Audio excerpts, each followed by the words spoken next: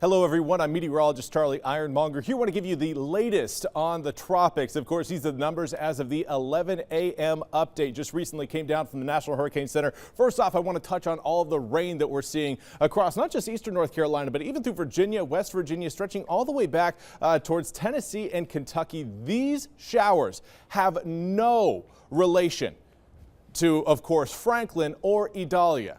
These are just frontal showers. We've got a stationary front draped across essentially the mid-Atlantic states, stretching all the way down into the Gulf Coast. That is what's causing today's rain. So don't think that we're seeing rain showers and we're talking about tropical systems.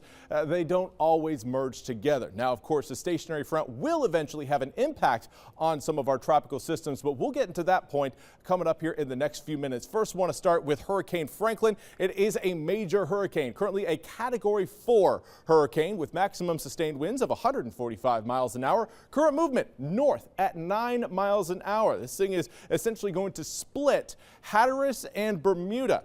For reference, Cape Hatteras is about 550 miles away from Bermuda, or Bermuda's 550 miles away from Hatteras. However you want to phrase it, there is a 550 mile an hour or 550 mile gap there. I do think that Franklin's probably going to come within around 300 to 400 miles of our coast, which is not close enough to give us any sort of rain showers or any wind.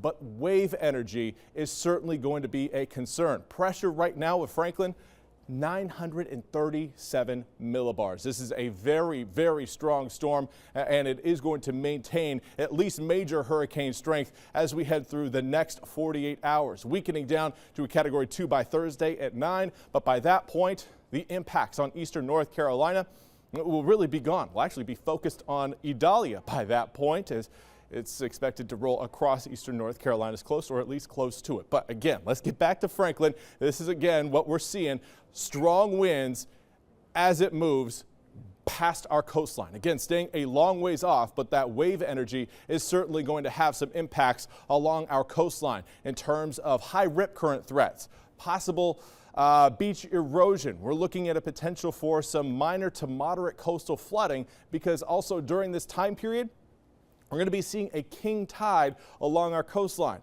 So the normal tide heights are going to be even higher than that. Couple in all of this wave energy, and yeah, we could certainly be seeing some hefty flooding for areas that normally flood during king tides. We may see some minor to moderate flooding during those time periods. Now, winds around 25 to 35 miles an hour sustained along our coastline, with gusts up to 30-40 miles an hour. Again, a windy day, but nothing that really screams emergency. This isn't one of those systems that is going to be knocking everything down with its winds. It's really going to be a wave energy type system, and that could again impact the coast more directly than anyone else. Everyone else I really don't think is going to be seeing anything out of Franklin. Idalia, on the other hand, is a completely different story.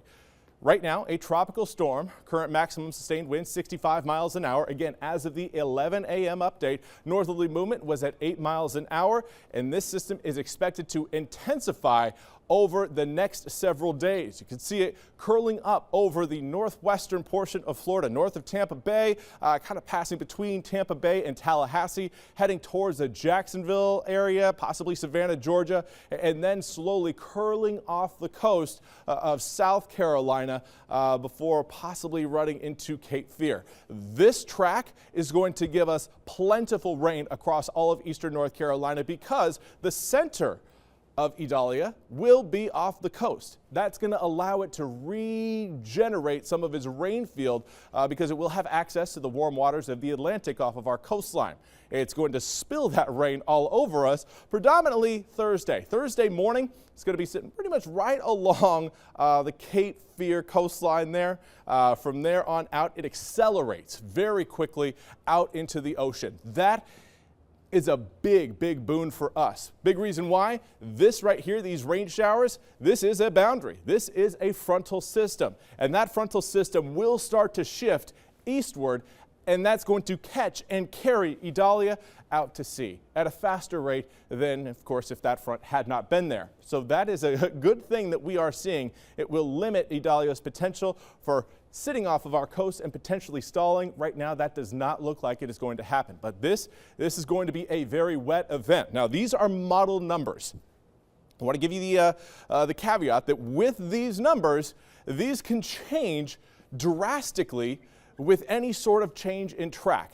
If that track decides to set up a little bit further south, say by 10, 15, 20 miles, that really doesn't seem like a lot when you're looking at it from a big picture look like this. But that can certainly impact some of these numbers, not just for, you know, the totals you're seeing in Kenansville or even Jacksonville, even New Bern, but even areas a little bit further to the north, say around Windsor or Elizabeth City or Columbia. So we are again anticipating some adjustments with this forecast, but I do want you to get the feeling that, yeah, we're going to be in for a soaker of a system, and it could certainly lead to some flooding across all of eastern North Carolina, but I think more predominantly along our coastline. So inland, again, we're going modest with our numbers as of now, because any impacts that we give you will change if there are any track adjustments. Right now, our sustained wind expectations for inland areas going to be around 20 to 30 miles an hour with gusts to around 30 to 40 miles an hour. And again, this rainfall, the closer you get to the coast, the more you're going to end up on this side of things, but possibly even higher, as coastal rainfall could see around 2 to up to 7 inches come down. And again, these are modest numbers. The closer we get to Idalia's projected pass by eastern North Carolina, the better we will have a grasp of exactly what to expect, because that track will kind of get in line with what is actually going to end up happening. Now, winds are going to certainly be breezy. Sustained winds 35 to 45 miles an hour along our coast, a gust 50 to 60 miles an hour.